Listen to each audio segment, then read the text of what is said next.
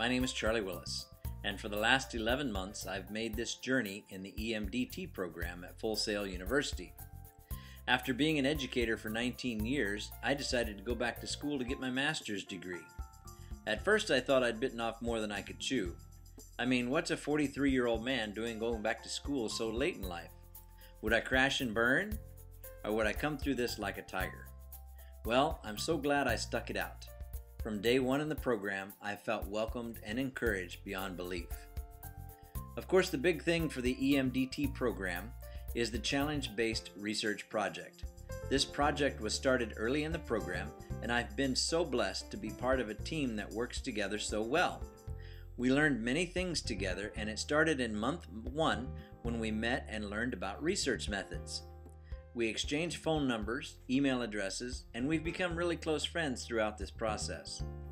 We originally started out in month 1 as a team on motivation and engagement, and we named ourselves the MNE group.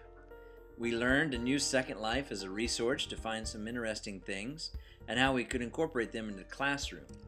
Over the course of the next few months, our MNE group gained some new members in month 2, and we lost a member in month 3. Which left me to be the lone male in the group. That's about the time the group name evolved into Charlie's Angels. In the activities that we did together as a group in Second Life and in other applications, the idea for my CBR project started to take form, using technology to help motivate students. The rationale behind my CBR is pretty simple: student motivation. I believe that student motivation can be increased with the use of technology. Students today are digital natives and are constantly using technology in their everyday lives. My idea for my CBR was, why not tap into that resource that they are already using and use it to the advantage of the educational system? My approach to this was to get a target audience that consisted of future educators, many of which are digital natives themselves, and give them some idea to work with in regards to using technology. My idea to use Google Docs came from the knowledge that many students are afraid to put their names on some items, and Google Docs makes it very easy for all people to remain anonymous. My CBR relates to my literature review by using the correlation between technology and student motivation. My literature review focused on studies that had already been accomplished using technology and how it related to gaining students' attention and helping motivate them. Researchers De Silva and Restivo wrote about using social networks to bridge the gap between what schools used and what students use on their own by mashing the two together. This is what Schoology is. Schoology is a mashup between school platforms and Facebook, and I feel it's going to be a tool that many teachers will be interested in using, as well as many students. My CBR focused on using technology to gain student interest and to help keep them motivated as well. I use Google Docs as a focus and having future educators brainstorm ways in which this could be used in their upcoming educational classrooms. The ideas that my target audience came up with were great ideas, and one of my objectives in doing my CBR was to have the target audience feel more comfortable talking to administrations about the use of different kinds of technology in the classroom.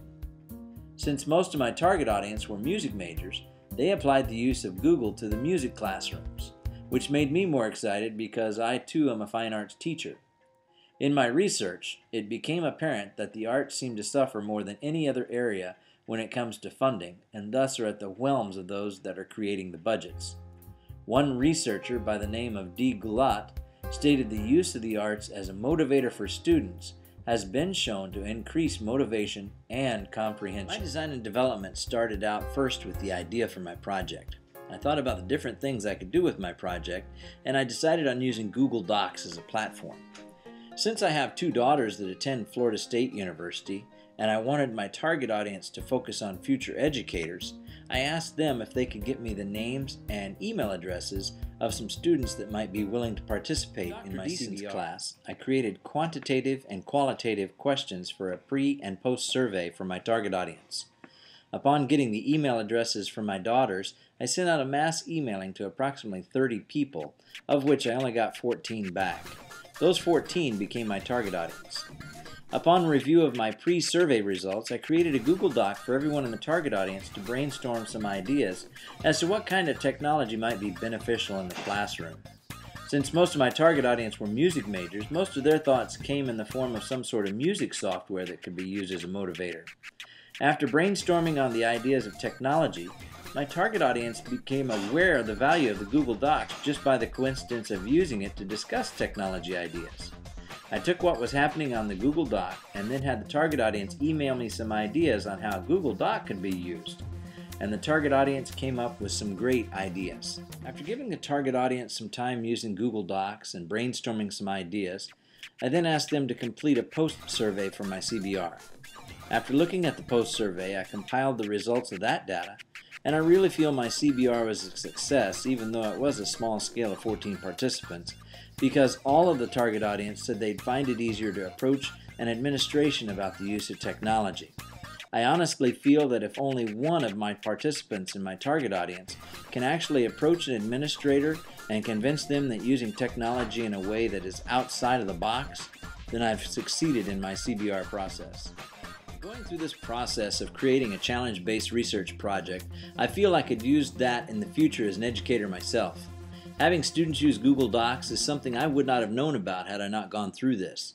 I could foresee doing a staff development using this kind of platform within a school or even within a district.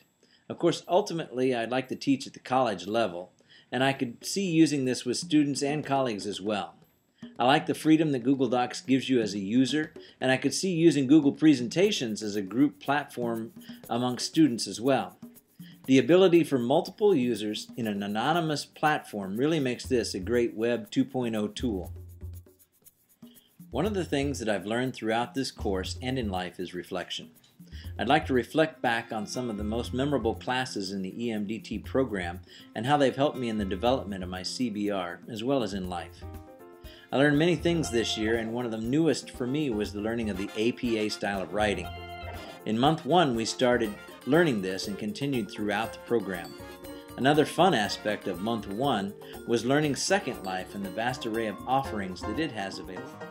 I have to say that learning about Gardner's multiple intelligence theory in month 2 was very interesting to me, and part of building motivating students is finding that intelligence that works best with them.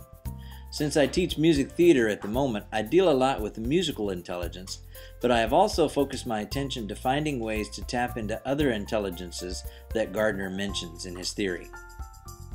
In my CBR process, I developed a pre- and post survey for my target audience.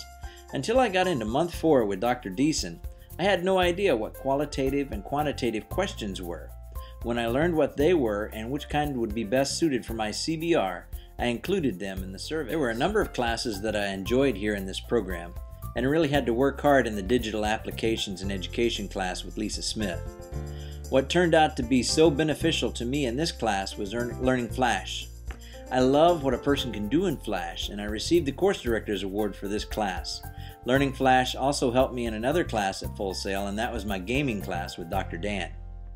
In our gaming class, we learned the importance of game platforms that are being used in education, and one thing we had to do was create a game idea for our class. This is where I put what I learned in digital applications to work, and I created a video for a new game in the music classroom using Flash. The Time Signature Cowboy. I'll admit that I worked for 4 hours to get 18 seconds worth of video, but I was very proud of this, and I'm so thankful Lisa Smith helped me out too. Now if I could just market it. The one class that I wish we would have been earlier in our coursework was the Learning Management Organizations and Systems. If I had known about Schoology and how it could have been used when I was conducting my CBR, I feel I could have gone so much farther. I love the concept behind Schoology and how teachers and students can interact with it. This has been a great program for me, and I hope it propels me to the next stage in my life where I can teach at the college level. All of my instructors have been top-notch in this program, and I'm sure I'll be calling on their expertise in future endeavors. In closing, I'm only asking myself one question. What took me so long to come back to school? Thank you, Full Sail, for making this program available and for making it accessible for someone that is my age or older.